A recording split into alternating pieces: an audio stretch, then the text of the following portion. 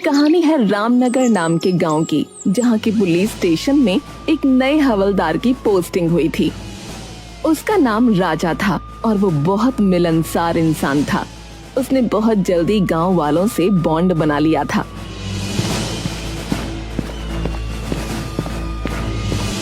अरे मुखिया जी प्रणाम, क्या हाल चाल है आपका? अरे बस सब बढ़िया हवलदार जी, भोलेनाथ की कृपा है। वैसे भी सावन के महीने में हम थोड़े ज्यादा ही प्रसन्न रहते हैं।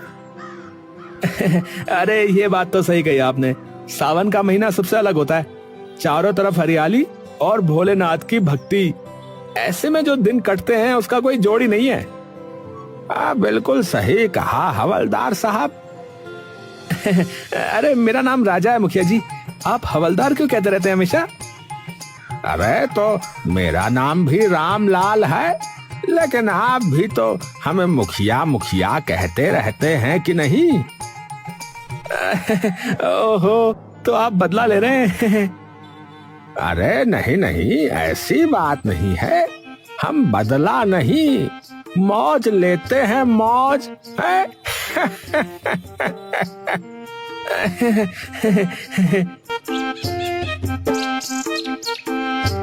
राजा हवलदार हंसते हुए वहां से चौकी की तरफ चला गया। रामनगर के सभी बाशिंदों के बीच में ऐसे ही तालमेल बैठा हुआ था। वो गांव एक परिवार के जैसा था। सीमा, खाना दे दो, फिर मैं खेत पर जाऊं। हाँ ये लीजिए, आपने कहा और खाना तैयार है। हाँ, तुम न होती तो मेरा क्या होता। मैं खिला देती। अरे शांति चाची, आओ आओ, कैसी हो? मैं तो अच्छी हूँ, बस तुमसे बात करने आई हूँ। ये पवन खेत पर चला जाए फिर बात करूँगी। है? क्यों? मेरे सामने क्यों नहीं कर सकती? तुझे औरतों की बातों में क्यों घुसना है? चल भाग यहाँ से। तीनों हंस पड़े और पवन खेत पर चला गया। शांति चाची ने जैसे ही सीमा को अकेला पाया, वो अपनी बातों की पोटली खोलकर बैठ गईं। पहले तो हल्की फुल्की गपशप, मोहल्ले की बहुओं की बातें, और फिर धीरे धीरे असली मुद्दे की तरफ वो बढ़ी। सीमा बेटा, तेरे से एक बात करनी थी। वैसे तो बड़ी बात नहीं है, पर मन में खटक रही है 2 दिन से। अरे चाची, आप तो डराने लगी, बोलिए ना क्या बात है। हमारे घर से चांदी का लोटा गायब हो गया है। मेरी अम्मा का दिया हुआ था, बहुत प्यारा था मुझे। चांदी का लोटा? अरे आपने शायद किसी को दे दिया होगा इस्तेमाल के लिए। चांदी का लोटा भला किसी को क्यों दूंगी? हाँ, ये बात भी सही है। कहीं रखकर भूल तो नहीं गई आप? सीमा ने पूरा घर छान मारा, रसोई, ओसारा, पिछवाड़ा, लेकिन चांदी का लोटा कहीं नहीं मिला। एक गहरी चिंता की रेखा उसके माथे पर खिंच गई। चाची, कहीं कोई उठा तो नहीं ले गया? पता नहीं बेटा, खैर अब क्या कर सकते हैं, भगवान देख रहा है। सीमा चुप रह गई, लेकिन तभी उसे कुछ और याद आया। उसकी भी कुछ चीजें गायब थीं। अरे चाची, एक बात बताऊं, परसों से मेरी एक जोड़ी पायल भी नहीं मिल रही है। क्या? ये तो बहुत अजीब बात है। तेरे घर से भी गायब, हमारे घर से भी। कुछ तो गड़बड़ है सीमा। इधर सीमा शांति की बातों का सिलसिला खत्म नहीं हुआ था, उधर पूरे गांव में कुछ न कुछ गायब होने की खबरें आने लगीं। कहीं से गहने, कहीं से जूते, तो कहीं से किसी की साइकिल। यार, मेरी वो महंगी वाली घड़ी भी नहीं मिल रही। भूत उठा ले गया क्या उसे? यार, हमारे घर से तो 10,000 रुपए गायब है। बताओ कौन चोर है जो इतनी सफाई से चोरी कर रहा है यार? गांव के लोग पहले इसे हल्के में ले रहे थे, पर जैसे जैसे सामान की लिस्ट बढ़ती गई, एक बेचैनी पनपने लगी। फिर अगली सुबह, पवन, मेरी अंगूठी, मेरी सगाई की अंगूठी कल रात अलमारी में रखी थी, अब नहीं है।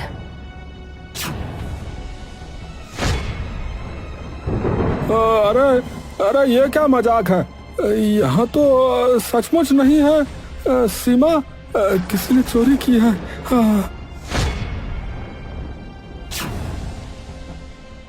शोर मच गया, गांव के लोग जमा हो गए। सभी के चेहरों पर डर और चिंता साफ झलक रही थी। इतने शांत गांव में ऐसी घटनाएं ये तो अपशकुन जैसा लगने लगा।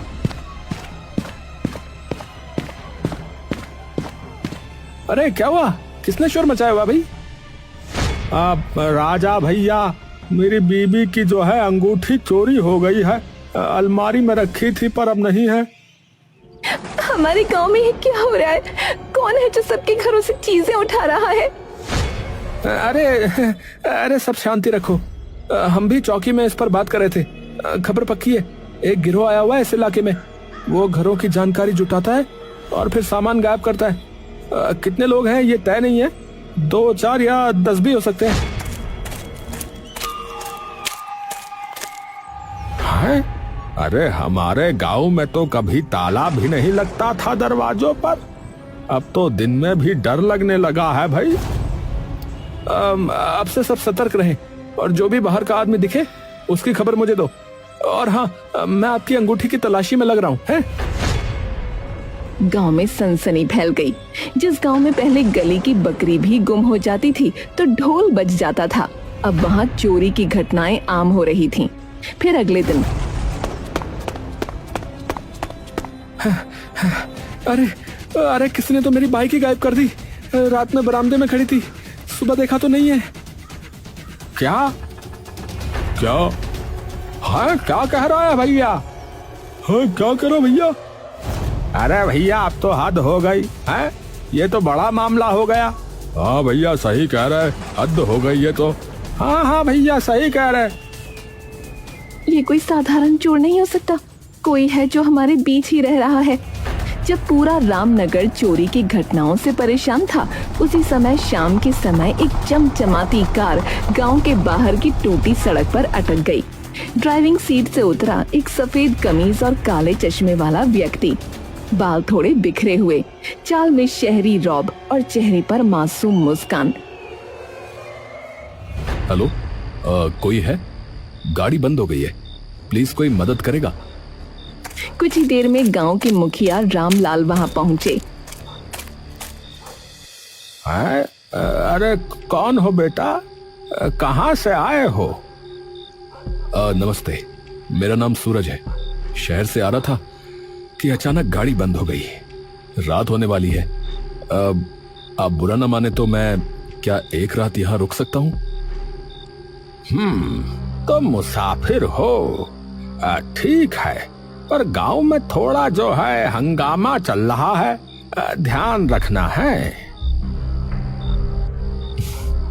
आप चिंता ना करें, मैं एकदम शरीफ और सीधा इंसान हूँ, किसी को परेशानी नहीं होगी।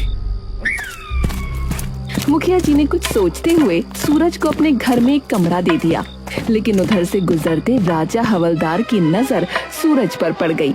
वो मुखिया के पास गया और बोला, मुखिया जी, ये कौन है? अरे है कोई मुसाफिर, सूरज नाम बता रहा है।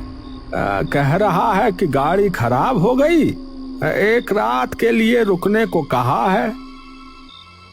सावधान रहिएगा। है, जब से चोरी शुरू हुई है तब से कोई नया आदमी गांव में नहीं आया था, अब आया है, इस पर नजर रखिएगा।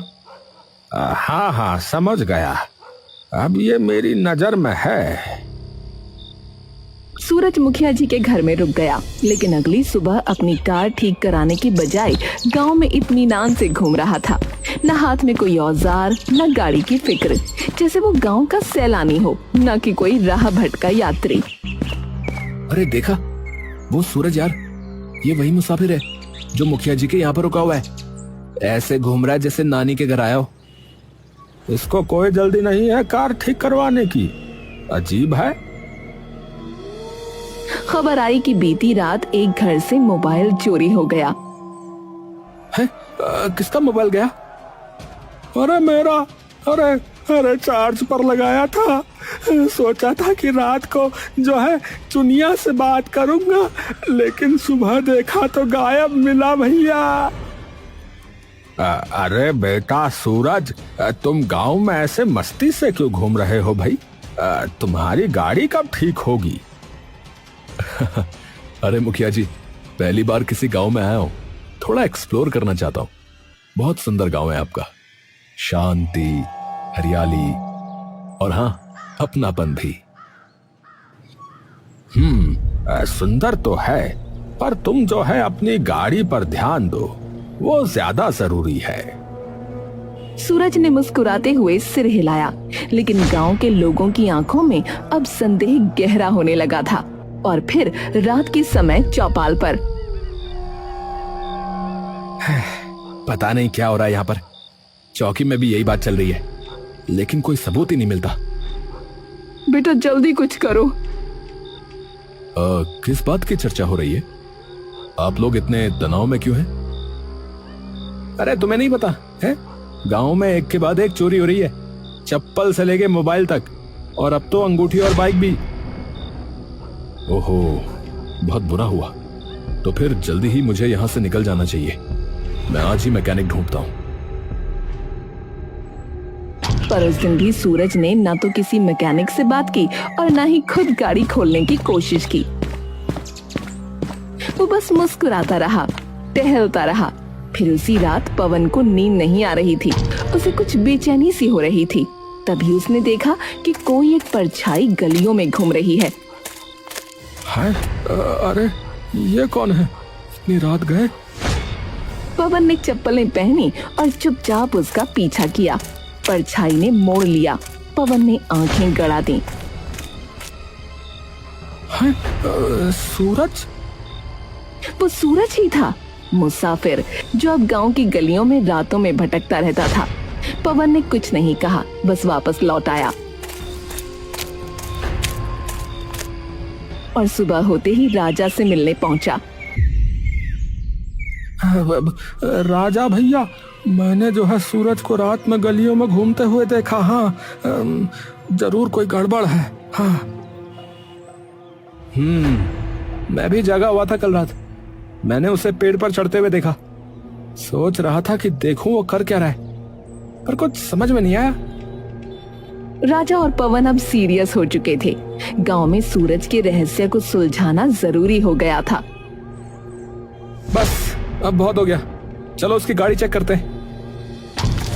गांव के लोग सूरज की गाड़ी की ओर बढ़े, पर जब दरवाजा खोलने की कोशिश की तो वो लॉक थी। अरे खोलो खोलो, अरे भैया देखना है कि इसके अंदर क्या छुपा है। हाँ। अरे अरे अरे, क्या कर रहे हैं आप लोग? ये मेरी गाड़ी है भाई। देखो भाई, तुम्हारी गाड़ी 2 दिन से यहाँ पर खड़ी है। ना मैकेनिक को बुलाया तुमने, ना ही कुछ किया इस पे। अब बताओ तुम कब जा रहे हो? मैंने गांव के बाहर वाले मैकेनिक को दिखाया था, पर उसे कुछ समझ में नहीं आ रहा है। तो अब मैं अपना आदमी भेजता हूँ, वो सही करवा देगा। अब और नहीं रुकोगे तुम? हाँ ठीक है, बस एक रात और, सुबह निकल जाऊंगा। ठीक है। फिर एक रात आई। पवन और राजा अब चुपचाप निगरानी कर रहे थे। तभी देखा कि एक परछाई फिर किसी के घर में घुस गई। अरे भैया, वो रहा चोर। यही मौका है, चलो। दोनों दबे पांव उस घर की ओर गए। झटके से दरवाजा खोला और पकड़ लिया उस परछाई को। अरे पकड़ लिया, पकड़ लिया, पकड़ लिया। अब बता, कौन है तू? कौन है तू? सूरज ही है ना? मुंह दिखा जरा अपना। लेकिन वो सूरज नहीं था, बल्कि शांति का बेटा गौरव था। अरे रे, अरे मैं अपनी गर्लफ्रेंड से मिलने आया था। घर में वो अकेली थी, इसलिए। प्लीज हमारे माँ बाप को मत बताना, हमारी जान चली जाएगी। अरे ओहो, चोरी नहीं इश्क हो रहा था यहाँ तो है। अरे मोरी मैया, इस गांव में अब प्यार भी चोरी जैसा हो गया है। चलो बच्चों, इस बार बच गए, लेकिन अगली बार सीधे पंचायत में मुलाकात होगी। पवन और राजा उस मोहब्बत की गलती वाले घर से हंसते हुए बाहर निकले ही थे कि अचानक राजा की नजर एक खंभे की ओर गई। चौंक कर उसने पवन की बाह पकड़ी। अरे पवन, वो देख, खंभे पर फिर वही। अबे सूरज कहीं के, अरे ये फिर चढ़ गया। अबे ओ मुसाफिर, नीचे उतर। सूरज सकपकाया, जैसे चोर रंगे हाथ पकड़ा गया हो। फौरन नीचे उतरा। अबे कभी पेड़ पे कभी खंबे पे, हैं? क्या खोज रहे हो ऊपर ऊपर, हैं?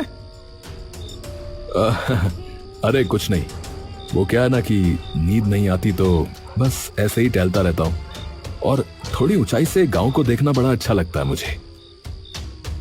है रात में पेड़ों पर चढ़ाई?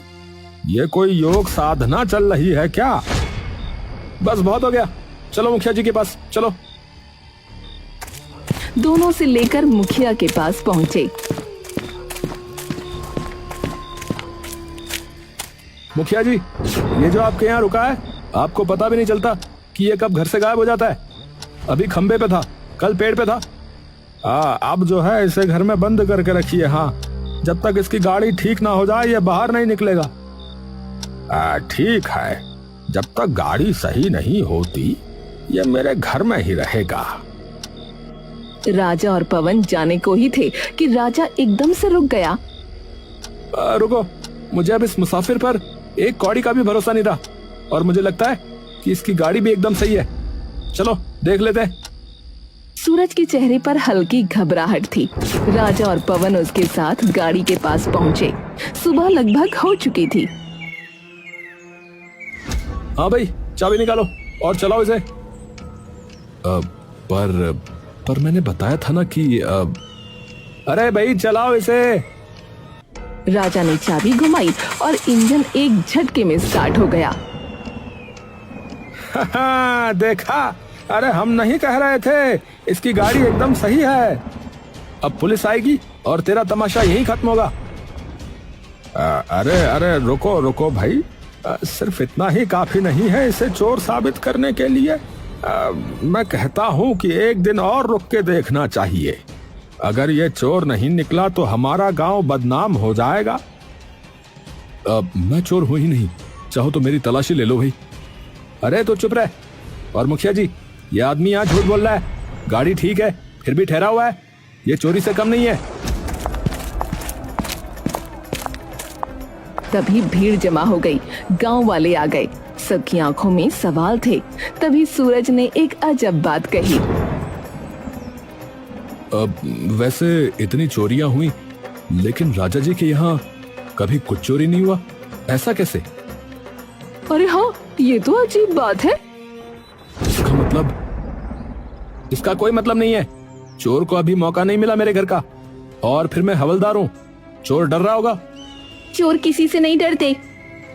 अरे चुप रहो, एक हवलदार पर इल्जाम लगाते हो। अब देखो मैं क्या करता हूँ। राजा ने सूरज के हाथ में हथकड़ी डाल दी। एक पुलिस वाले पर उंगली उठाने के जुर्म में मैं तुझे गिरफ्तार करता हूँ। हाँ तो सुनो, असली गिरफ्तारी अब होगी।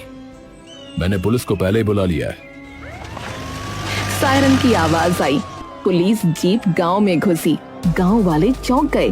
सूरज ने जेब से मोबाइल निकाला और एक वीडियो चलाया जिसमें साफ साफ राजा चोरी करते हुए नजर आ रहा था। अरे ये तो, पर गांव में सीसीटीवी कहाँ? वही तो, जहां सीसीटीवी नहीं होता वहीं लगाना पड़ता है। मैं जब पेड़ पर चढ़ा था और खंभे पर, तो वहां कैमरे फिट कर रहा था, समझा? भगवान, ये क्या कह रहा है?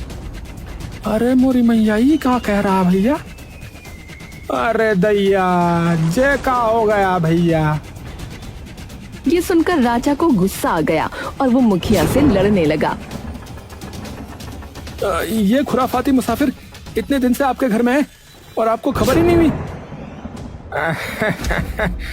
देखो भाई, इस मुसाफिर को जो है मैंने ही बुलाया था, और बात दरअसल ये है कि ये क्राइम ब्रांच से एक अंडर कवर अफसर हैं। क्या कहा? अफसर? धोखा?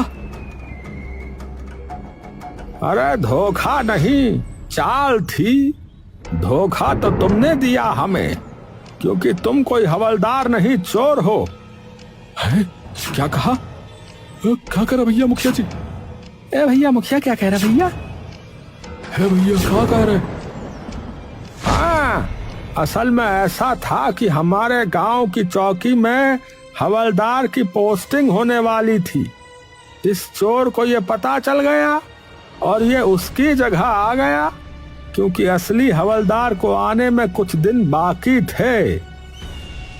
हाँ, जब मुझे इस पर शक हुआ तो मैंने सबसे पहले इसका ही बायोडेटा निकाला। तब पता चला कि राजा नाम का तो कोई हवलदार आना ही नहीं था यहाँ पर। असली हवलदार ये है मिस्टर पांडे, जो आज ही आए हैं। नमस्ते जी, नमस्ते। राजा ने भागने की कोशिश की, लेकिन पुलिस ने उसे पकड़कर हथकड़ी लगा दी। माफ कर दो, मुझसे गलती हो गई। मेरे ऊपर बहुत कर्जा हो गया था, इसीलिए ये करना पड़ा। अरे गलती? अरे भैया, हमें लूट लिया और कह रहे हो गलती? अरे शर्म करो भैया, शर्म करो। अरे भैया, कौन सी गलती, कैसी गलती है? क्या कह रहे हो तुम? साले कूट देंगे बता रहे। तलाशी लो, राजा के घर की तलाशी लो। राजा के घर से चोरी का सारा सामान मिल गया। कुछ चीजें उसने बेच दी थीं, उसके लिए जुर्माना लगाया गया। सूरज ने हर एक पीड़ित को उनका सामान लौटाया। हम सब सूरज जी के आभारी हैं। बिल्कुल, मुसाफिर बनकर आए और रक्षक बन गए। हम सोच भी नहीं सकते थे कि राजा ही चोर निकलेगा। धोखा देने वाला चाहे कोई भी हो, उसका अंत यही होता है।